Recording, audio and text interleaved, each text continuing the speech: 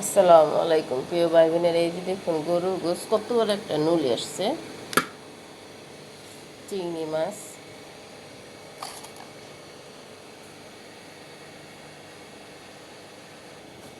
এই যে মুরগি,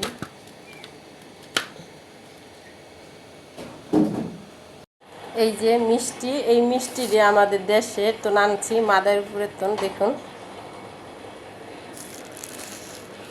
এখন এই যে এরকম করে পোটলা করে দিতেছি সবাইরে। সব তো আর প্যাকেট দেওয়া যায় না।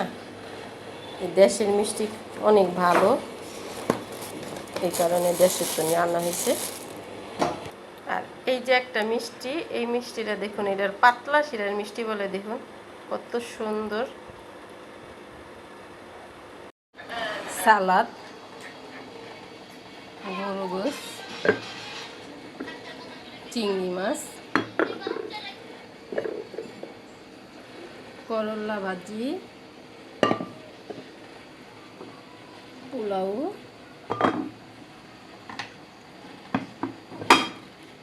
মুরগির রোস্ট,